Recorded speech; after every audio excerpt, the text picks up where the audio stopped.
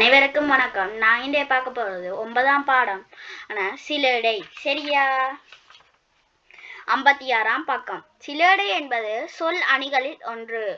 ஒரு சொல் அல்லது சொற்றொடர் இரு பொருள் தரும் வகையில் பயன்படுத்தப்படுவதை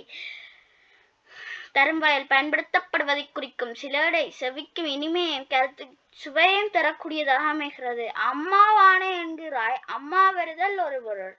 அம்மாவானை சத்தியம், அம்மா இப்படி இரு பொருள். சரியா? அம்மாவானை என்றது ஒரு பொருள், அம்மா வருதல் ஒரு பொருள், அதுல அம்மாவானை சத்தியம் ஒரு பொருள். சரியா? அடுத்த புத்தி இல்லாதவன் என்று நீ புன்சிரிப்பு கொள்கிறாய். அதில புத்தி இல்லாதவன் என்பதால் புத்தி இல்லாதவன் ஆகின்றாய். புத்தி இல்லாதவன் புத்தி இல்லாதவன் நீ உண்டு, நீ புத்தியே இல்ல, புத்தியில் ஆதவன் அப்படின்னா நாங்கள் புத்தியில் ஆதவனா இருக்கிறோம். சரியா? இந்த 2 பந்தியும் பார்த்துட்டோம். அடுத்த பந்திக்கு போறதுக்கு முதல் நாங்கள் ஒன்றே கேட்டுக்கொள்றேன்.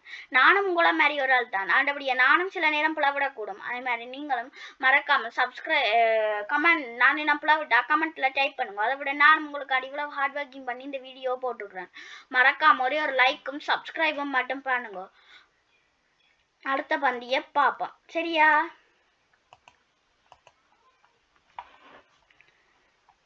அடுத்தது பழங்கள் என்று சொன்னதும் பாலர்கள் உள்ளம் சிரிக்கின்றார்.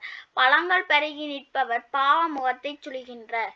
அப்படின்னு பழங்கள் என்றா என்ன? பழங்கள் நாங்கள் சாப்பிடுற பழங்கள். ஆனா பழங்கள்ண்டா என்ன? பழங்கள் குடிக்கிற கல்லு. சரியா? அதை என்னத்துல இருந்து எடுக்கிறோம்? பனை மரம் இருந்து நாங்கள் எடுக்கிறோம். சரியா? இந்த பாடம் ஒரு சின்ன பாடம்ன்றபடியா நாங்கள் இதை கொஞ்சம் ஃபாஸ்டாவே பார்த்து கொண்டு போவோம்.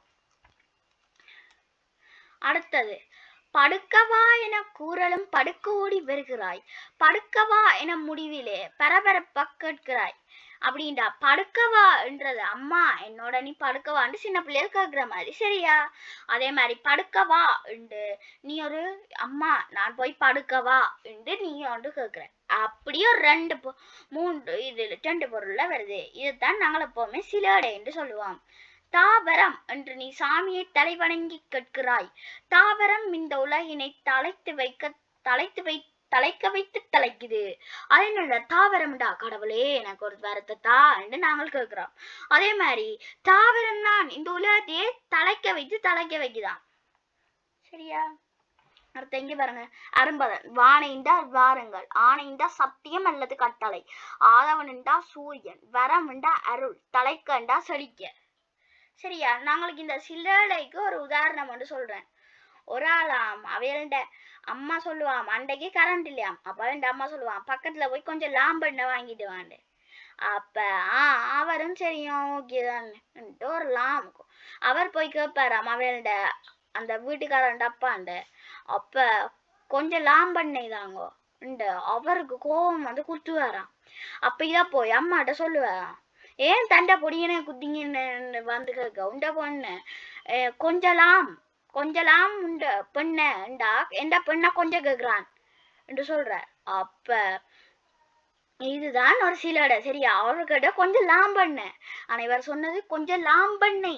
இதோட விளையாட்டு அமைது. சரி மாதிரி இது மாதிரி பலகை உள்ள மிளகாயா. பலகைக்கு என்ன? பல கை இருக்கிறது. உள்ள மிளகாயா, உள்ளமுண்டா மனசு இளகாயா என்று நாங்கள் கேட்கிறது. சரியா?